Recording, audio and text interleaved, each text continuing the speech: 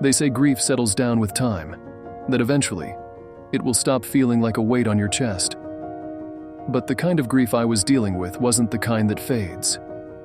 Catherine had been my life. We met in college, a classic story. She'd been the bright one, the one with all the laughter in her eyes and warmth in her smile. I'd been lucky enough to marry her. And then, on a cruise with her friends, just like that, she was gone. There was no dramatic story to give me peace. No grand answer. The authorities ruled it an accident. She must have fallen overboard.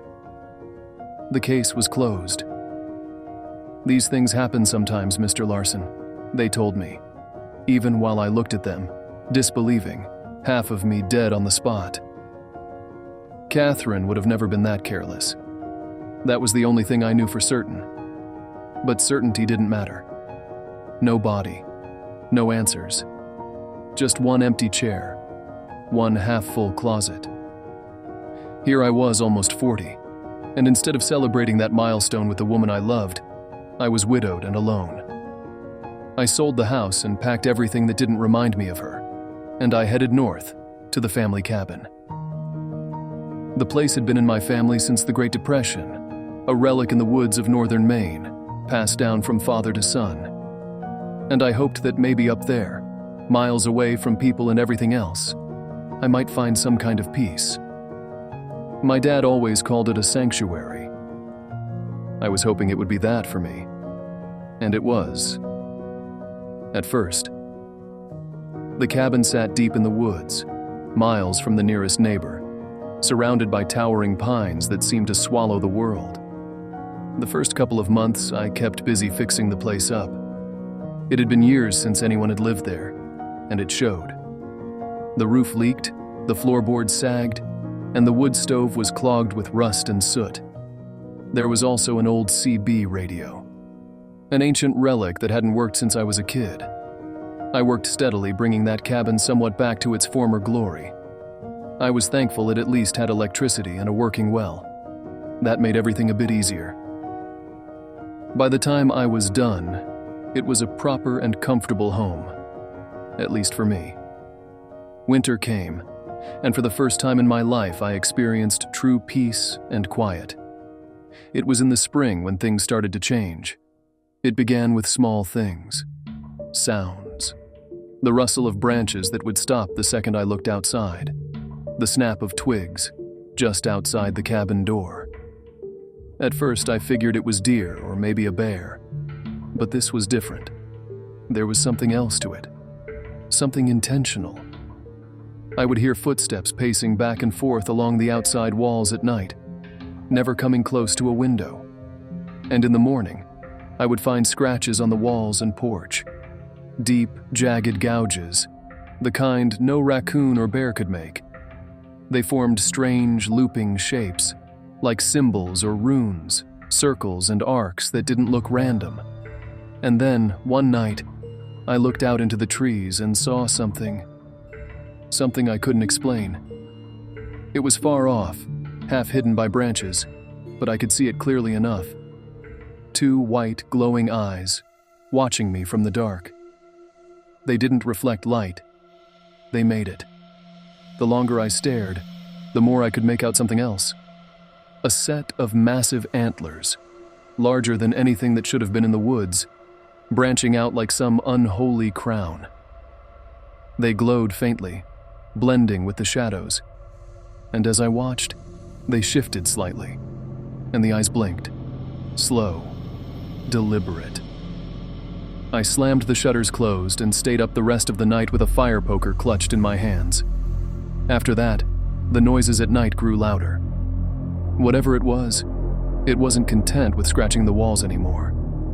I would hear it moving around outside, footsteps pacing around the cabin. It would stop at the door, lingering there, its weight heavy on the old planks. The wood would creak under it, and I would lie in bed, my body stiff with fear, listening as it circled the cabin, over and over, until dawn broke. That's when I first heard the elk cry. I'd never heard one before, and that night, it shattered the silence. Elk cries are supposed to be eerie, but this was different. It sounded almost wrong, stretched out, mournful, like it was coming from something that had never been alive. Every night, the cry would start again, always from a different direction.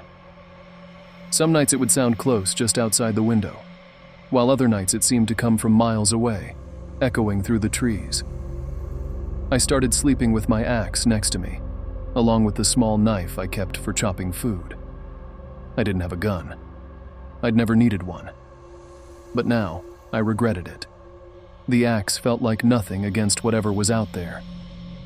The voices came next. At first, they were faint, nothing more than whispers.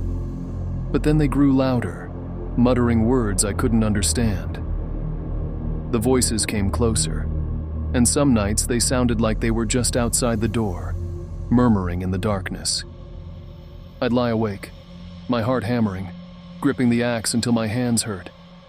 And then, one night, I heard her. "Peter," she called, her voice soft, desperate. "Peter, it's me. Open the door, please." It was Catherine's voice. Every fiber of my being wanted to believe it was her. But I knew better. My mind knew better. "Please, Peter." Her voice continued, cracking with despair. "I'm cold. Help me." I wanted to open the door so badly that I nearly did, but something inside held me back. Then, her voice changed, morphing into something dark and guttural, something that snarled my name, half an animal growl, half her voice. I ran to the window and peered out, my body shaking. The antlers flashed by the glass, massive, taller than the roof of the cabin. Whatever it was close, close enough to touch the walls. After that, I never traveled too far from the cabin, and never without the axe by my side. The animal corpses came next. Each morning something new would be on the porch. First it was a rabbit, its body eviscerated, its organs strewn across the steps. Then a badger, its neck twisted at an impossible angle. And then, one morning, a coyote, its belly sliced open, entrails steaming in the dawn light. I disposed of the remains each time, but every time I opened the door, the stench of decay hit me like a punch to the gut. Each time, the forest around the cabin would go deathly silent. Not a single bird, not even a rustle of leaves, like the whole forest was holding its breath. I was running out of food and supplies.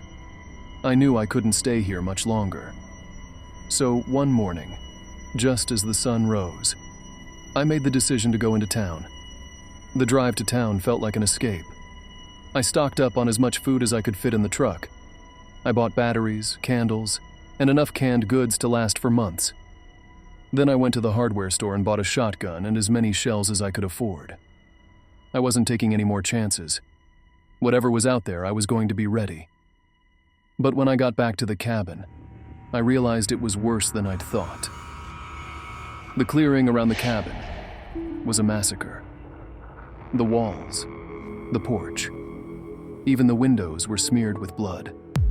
Carcasses of deer, coyotes, and smaller animals littered the yard, their bodies ripped apart, entrails strewn across the ground. The air was thick with the coppery smell of blood, and flies buzzed in thick clouds. I barely managed to hold back the nausea as I dragged the bodies into a pile about 40 feet from the cabin. It took hours, and by the time I was done, my hands were shaking, my clothes soaked in blood.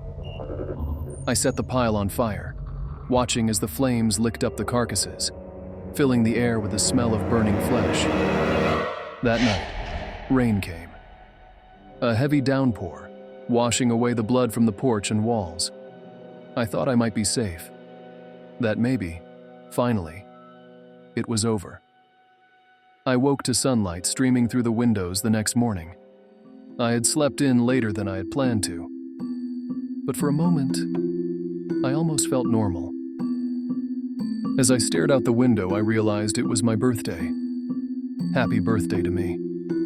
To celebrate, I made myself bacon and eggs, while trying to ignore the dread that lingered in my stomach.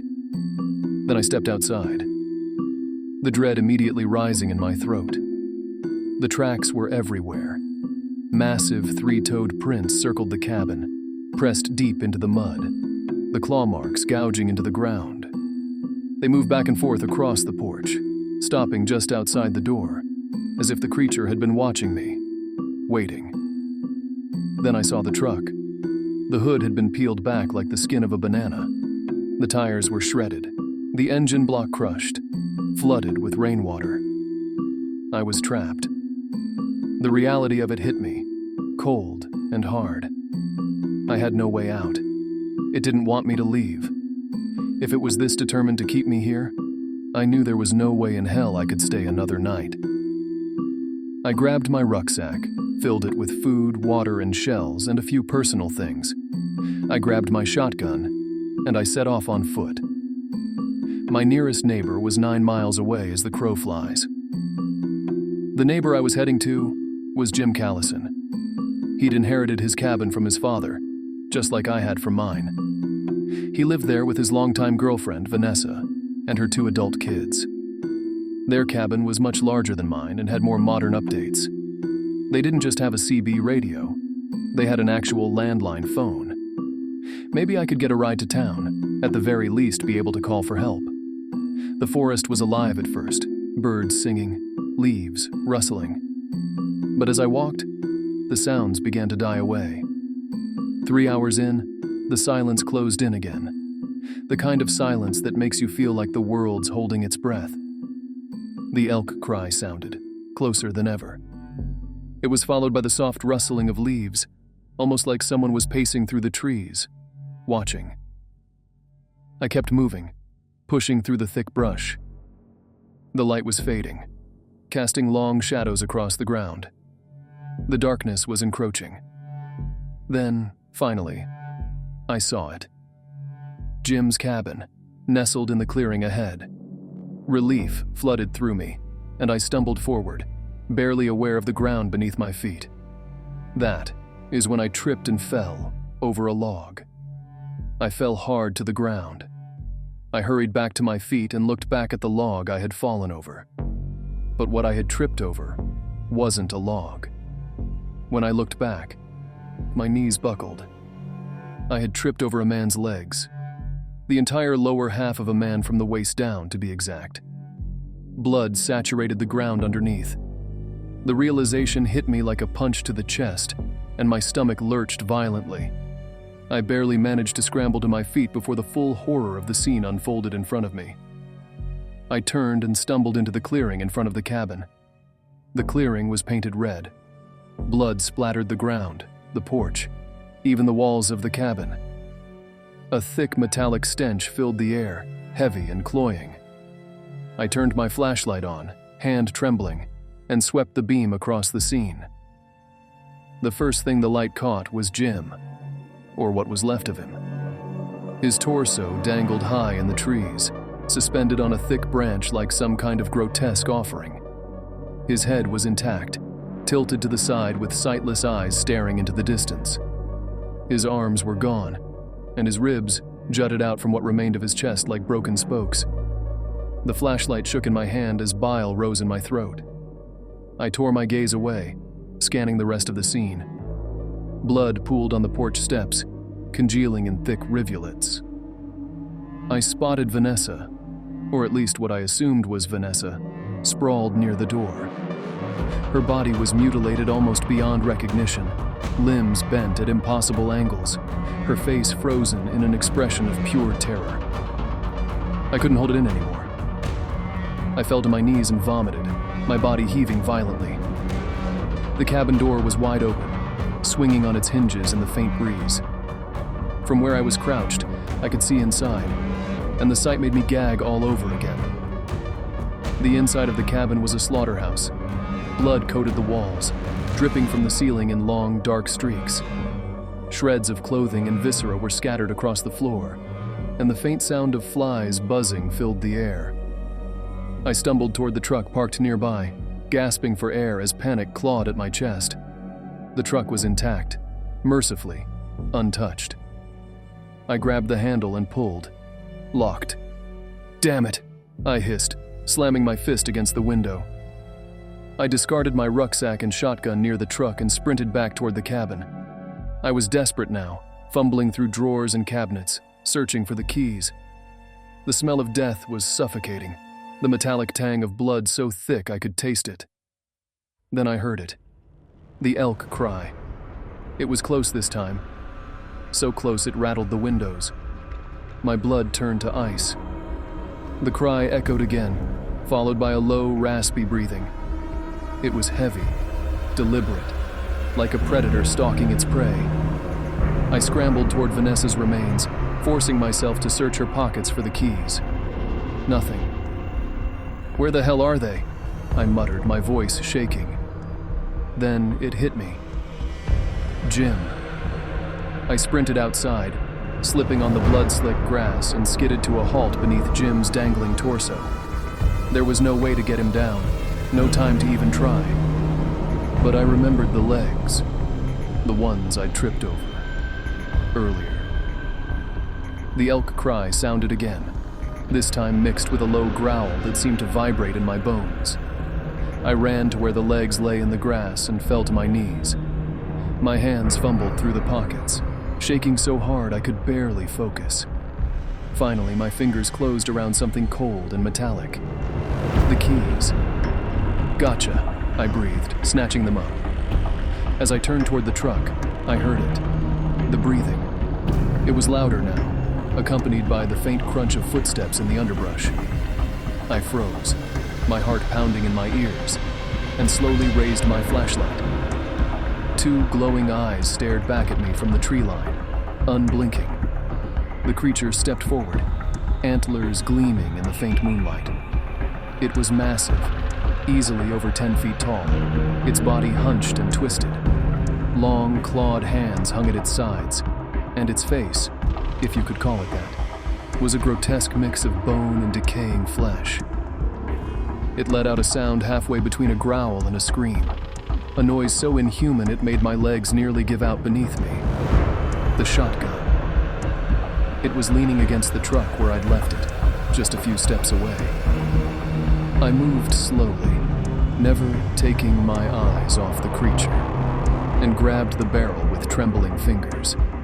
In one fluid motion, I swung the gun up, aimed at the glowing eyes, and pulled the trigger. The blast echoed through the clearing, deafening in the silence. The creature howled, a deep, guttural roar that shook the ground beneath my feet. It staggered back, retreating into the shadows, and I didn't wait to see if it would recover. I ran to the truck, unlocked the door, and threw myself inside. The engine roared to life and I floored it, tearing down the driveway as fast as the truck could go. As I reached the mountain road, I glanced in the rearview mirror. The creature was chasing me, its antlers visible in the faint glow of the brake lights. It moved faster than anything that size should have been able to, its long, clawed arms swinging as it sprinted after the truck.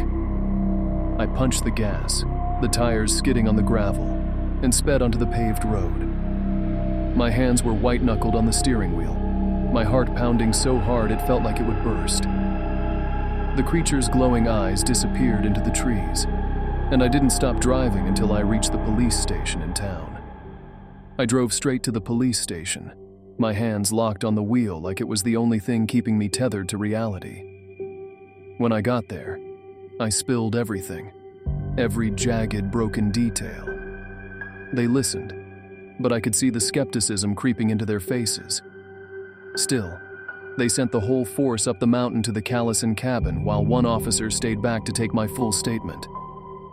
They let me sleep it off in one of the cells that night, which honestly felt like the safest place in the world. When I woke up, though, the questions started. What did I see? What happened up there? They didn't find any answers. Not the kind I was hoping for, anyway. All they found was blood. A lot of blood. But the bodies? Gone. Just gone. The way the cops looked at me, I could feel the doubt hanging in the air. Sure, they knew me. They'd known my family for years. But when you're the guy screaming about blood and death, familiarity only gets you so far. Still, they needed an explanation, and they settled on the easiest one. A wild animal attack. A bear, maybe. Or wolves. They said I must have stumbled on the kill site, and the shock scrambled my brain. That's what they told me. That's what they wanted to believe. Vanessa's 2 kids, it turned out, had been out of town. They were fine. At least someone came out of this unscathed. As for me, I stayed in town for a couple of days, telling myself I just needed time before going back up the mountain. Time to shake off the nightmares clawing at the edge of my mind. But then news came down. My cabin, and the Callison cabin, had burned to the ground. Just like that. The road was blocked off, and they wouldn't let me near it. Not that I would have gone, even if they'd begged me. Whatever had happened up there had taken everything, left nothing but ashes and questions. I didn't rebuild. I sold the land. But I couldn't stop thinking about it. I started researching, digging through old legends and stories, trying to name what I saw. The closest I came was the Wendigo. It fit, mostly. But the truth is, I'll never really know. What I saw, what happened that night, it doesn't belong in any book or story. The only thing I know for sure is this. You'll never find me in a cabin in the woods again. Ever.